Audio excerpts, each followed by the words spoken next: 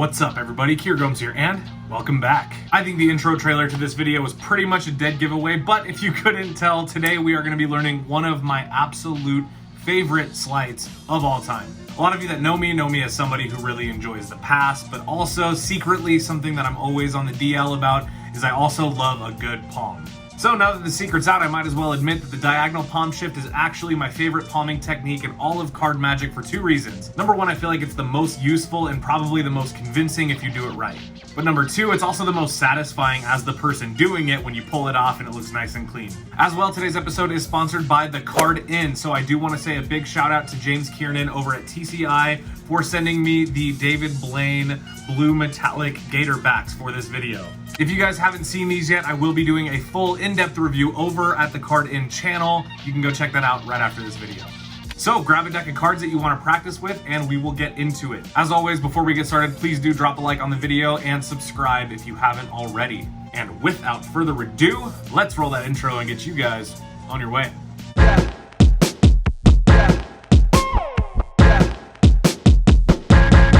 Let's go.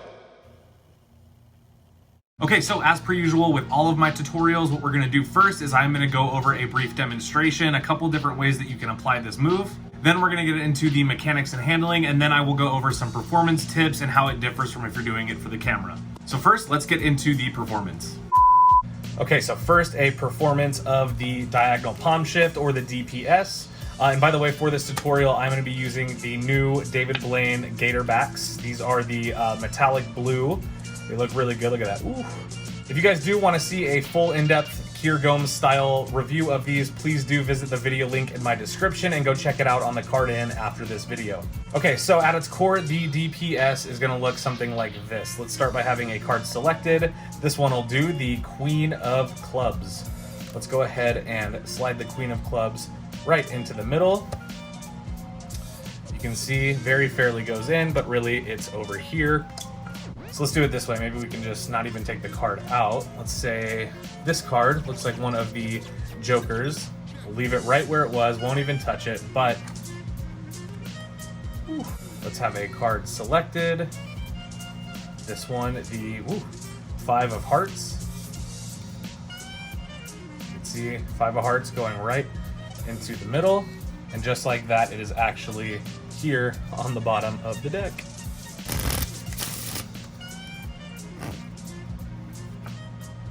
Three of Clubs. Ah, it's my favorite card. I feel like when I do tutorials, I always get a lot of Three of Clubs in there. Just a little bonus performance here. We'll take the Two of Clubs. We're going to push it right into the middle, but actually just like that, if I go over here, it is now in my pocket. Okay, so now that you guys have seen the DPS applied a couple of different ways and you've seen kind of the different ways to perform it, it's really up to you what effect you want to use this sleight with. I like to use it for things like card to pocket. I like to use it for shoot. If you haven't heard of that, that's an awesome trick, always gets good reactions. And sometimes I've even done it as a demonstration showing how I can palm a card out of the deck. So sometimes in performance, I'll kind of do like a naked palm shift to illustrate how I'm doing it before I get into a completely different sleight with the disguise method as the DPS. Very convoluted, but something that I have a lot of fun doing live. So let's get into the mechanics and you can figure out how you like to do it. Okay, so the mechanics of this move are fairly simple. Now, the best thing you can do is use it as a sleight to help you with other magic effects. So on camera, it doesn't really matter. You can kind of just do it and throw it up on your Instagram. It's no big deal. But if you're going to be doing this in a live performance, I definitely would recommend dressing it up as part of an effect. Most notably, the card to pocket is a great effect to use with the diagonal palm shift. So, okay, so what you're doing when you do the diagonal palm shift is essentially you're stealing out the card from the middle of the deck, as you can see, and you're doing it kind of using a few phases. So once you take your card, let's say the Three of Spades, riffle it down, put it about middle, right? It looks about middle. All you're really gonna do is, the reason why it's called the DPS, is you're gonna push the card diagonally like this, and then that way when you push it in, it's actually going to come out the other side like that. Okay, let me see if I can get a better angle here. So we'll take our card and you're going to push it in and sideways so that it comes out the other side like this, and then when you go to square up the deck, you're just going to grab the entire deck like this, and you're gonna use your thumb and index to kind of pull the card out like that. Hold on, this angle isn't working, give me 1 second. Maybe like this, okay.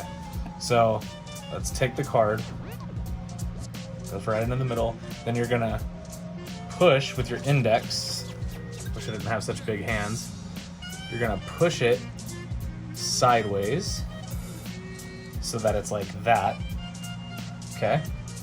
Then with your thumb, you're gonna grab that edge, and then with the front of your hand, you're gonna cover the deck, and you're just gonna use your thumb here and your ring finger here to kind of strip out the card so that it lands in your palm. Maybe from this angle. We put it in like that. We're gonna push sideways. There we go. That's what I'm trying to get. Then with your thumb, you're gonna switch grips. This is another thing. You're gonna switch grip. So once it goes in the middle, it's like this. Normally how you would push in a card would just be like that.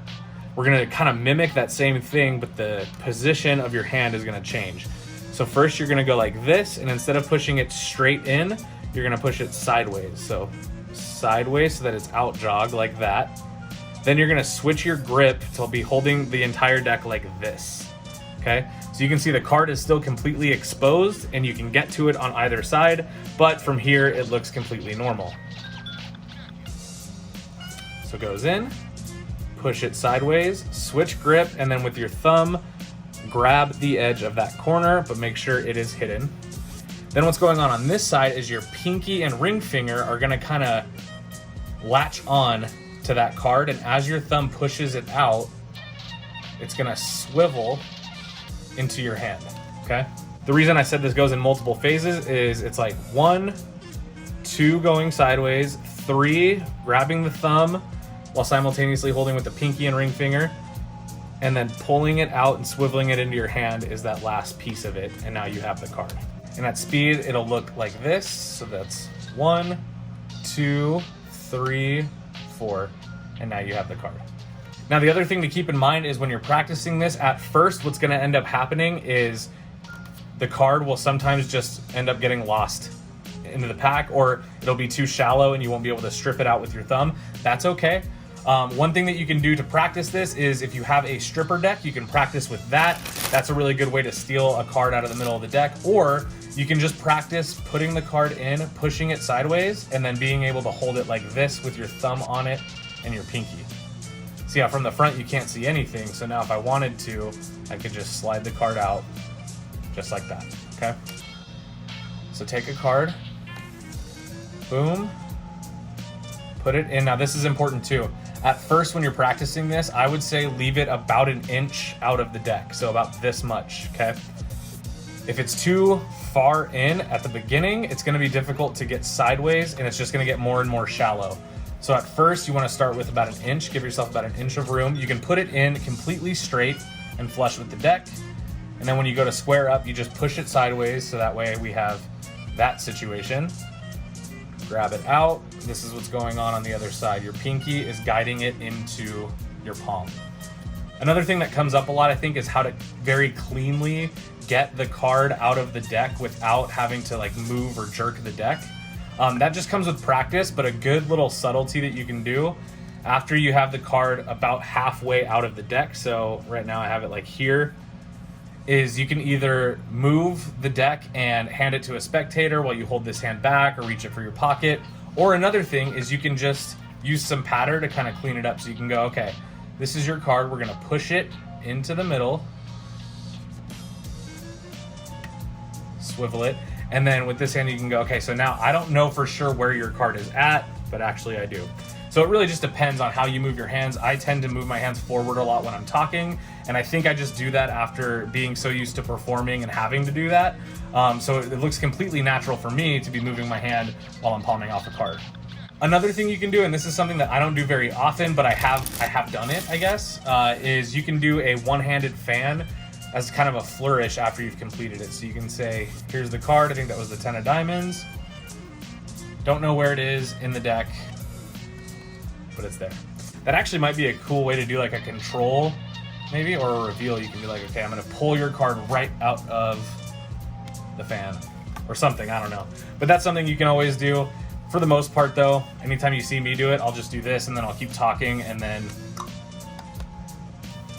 So let's do that one more time at very, very slow motion. So take a card, put it in the middle, leave about an inch for yourself here. Take your index or middle finger, whatever you would use to push in the card. I usually do my index, and just push it sideways to the left if it's facing away from you. So left, then you're gonna use your thumb and then your ring and pinky. And as you pull out, eventually it's gonna stop. It won't be able to go any further. At that point, what you wanna do is move the cards away from you and then use that as your swivel point to steal out that card. So here, I think you guys pretty much got that. And then this is what's going on over here. We're gonna push as far as we can, and then once the card won't go any further, we're gonna swivel it out like that, and then hide it however you want.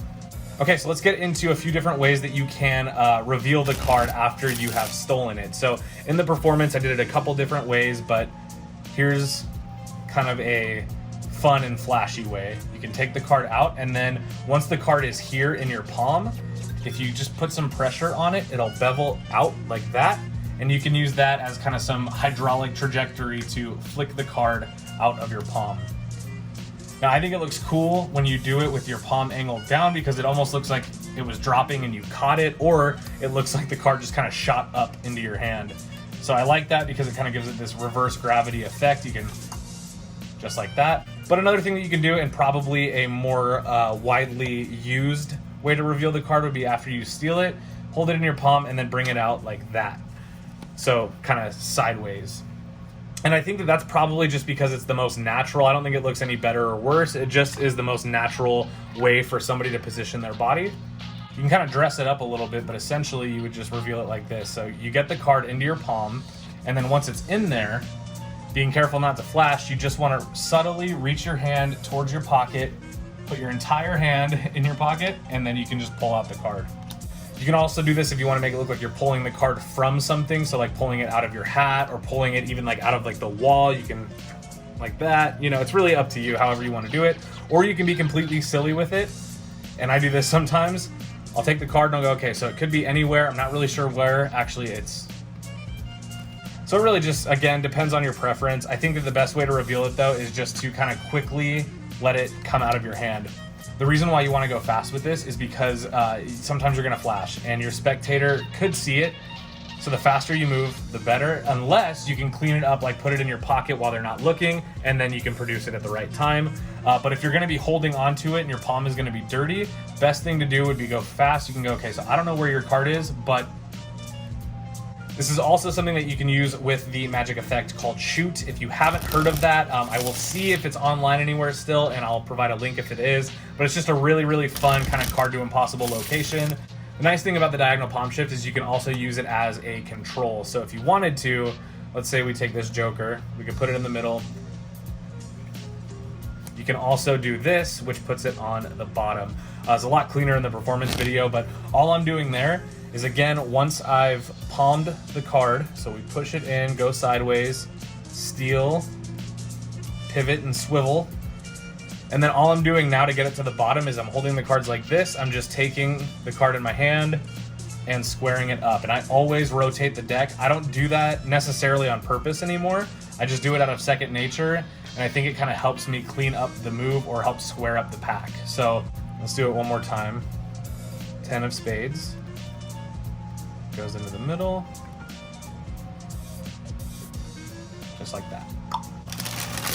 And that is how you do the DPS. Ooh, it's just so satisfying, isn't it? Especially after you guys have practiced this enough.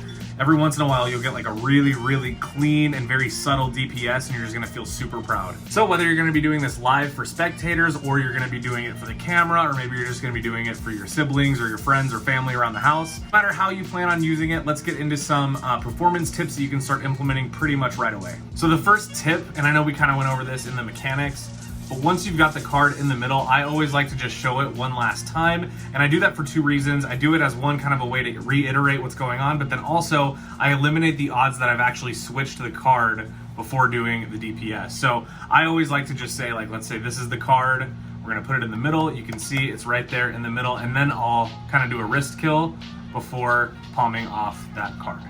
Another thing is that this move, while it can look invisible if you're looking right at somebody's hands, it's just similar to like the classic pass. It's not meant to be something that the spectator looks at. So it is meant to be something completely casual. If I stand up, hang on. So it's meant to be something like this. If the spectator is looking right at your hands, like right now my head's cut off, there's not really a lot that I can do in terms of misdirection, like eye contact or saying something. So you wanna make sure that whenever you're about to do the move, you draw the attention up towards you. So that can look like anything. It could be in the form of patter, it could be in the form of anything else. Let's say it's this one. This is their card, the 4 of clubs. You can see it's in the middle, 4 of clubs, and then you would just want to have them look up, draw their gaze up towards you. You could ask them anything like, do you have any personal connection to that card? Do you have any blah, blah, blah? And then you can show that the card has been palmed off. So it's not something that, even though it is very discreet, or it can be, it's not something that you want to make a spectacle out of when you're doing it. Think of it just like any pass. If you're gonna do a pass, even if it is invisible, you wanna make sure that the spectator is distracted, at least momentarily, or is looking up at you, or not just burning a hole in your hand. That's the problem, is you wanna make sure that the move can be done without really having to look at it. So if I take this card, I don't even know what it is.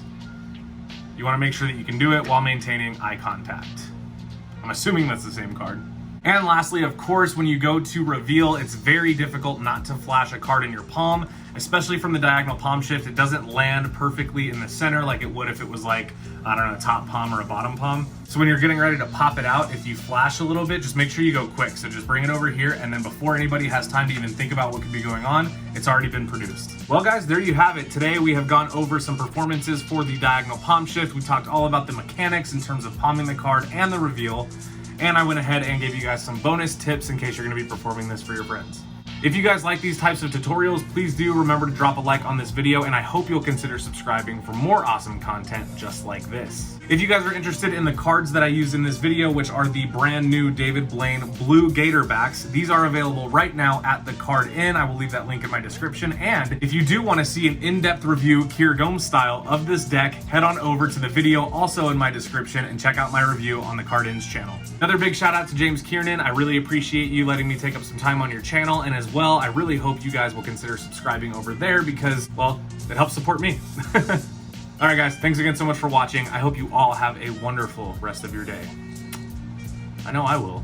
And I'll see you guys in the next one. Peace.